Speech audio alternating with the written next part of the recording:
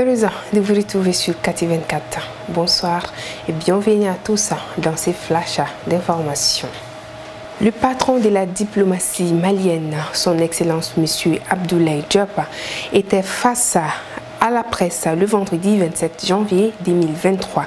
L'objectif était d'apporter des éclaircissements sur les derniers rapports trimestriels du secrétaire général des Nations Unies sur la situation au Mali. Sur la question spécifique du rapport, nous trouvons que ce rapport ne répond pas à nos aspirations légitimes et à nos demandes par rapport à la sécurisation de notre pays qui est l'objectif essentiel.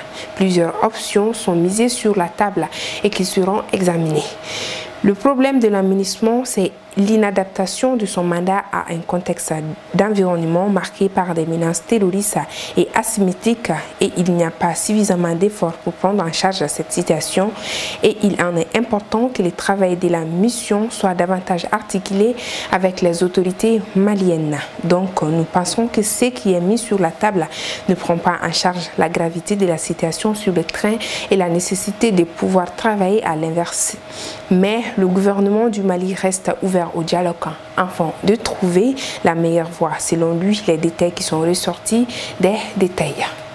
Madame le ministre des Transports et des Infrastructures, à la tête d'une délégation, séjourne à Dakar, au Sénégal, pour une visite de travail. Cette visite est relative aux modalités de récupération des pièces de recharge pour les locomotives maliennes CC 2205 et CC 2207. Après une séance de travail qui s'est déroulée dans une ambiance cordiale, le ministre Dambélé Madina Sissoko et son homologue du Sénégal, M. Mansour Faye, ont effectué une visite d'inception des pièces de recherche à Djamnadio et à Thiès. Ils ont pu voir de visu ces matériels essentiels à la reprise du trafic ferroviaire entre Bamako et Kayi. À l'issue de la visite, les techniciens cheminots du Mali et du Sénégal ont fait le tri des pièces de recherche destinées aux locomotives maliennes. Dénouement heureux pour ces processus qui peinent depuis plus de 4 ans.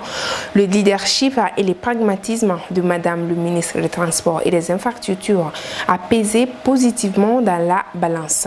Je suis heureuse de ce processus d'acquisition va consolider la relance définitive du trafic ferroviaire Bamako-Kayi qui était adossé à la disponibilité des pièces de rechange. On passe à la page internationale. RDC, dans l'est de la République démocratique du Congo, a Ultruy, au moins 15 villageois ont été tués dimanche 29 janvier dans les raids contre plusieurs localités du territoire d'Irumu à la frontière avec Luanda. Ces nouvelles attaques sont attribuées aux forces démocratiques alliées ADF, l'un des groupes armés qui sanglatent la région.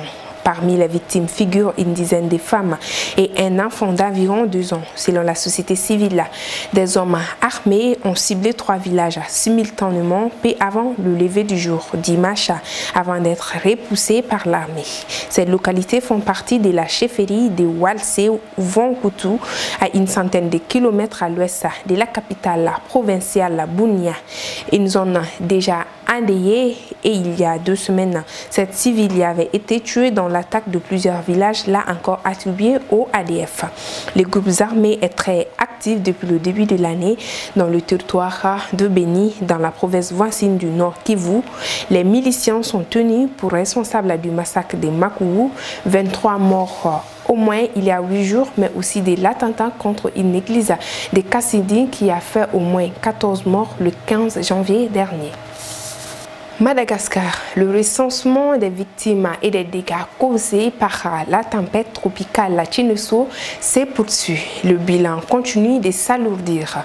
Selon le dernier rapport provisoire, les autorités transmis dimanche soir, Chinesco a fait 27 morts, près de 85 000 sinistrés et 21 personnes sont toujours portées disparues, alors qu'une vingtaine d'infrastructures de santé ont aussi été détruites ou endommagées. La prise en charge sanitaire dans les zones les plus touchées s'avère délicate.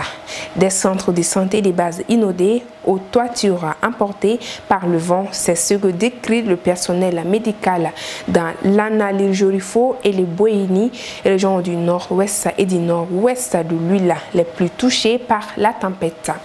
Nous avons dû déplacer les malades de certains centres de santé vers des sites d'émergement, témoigne le médecin-chef du district de Mitsigojo, dans lesquels plusieurs zones sont enclavées après la rupture du Ndenka.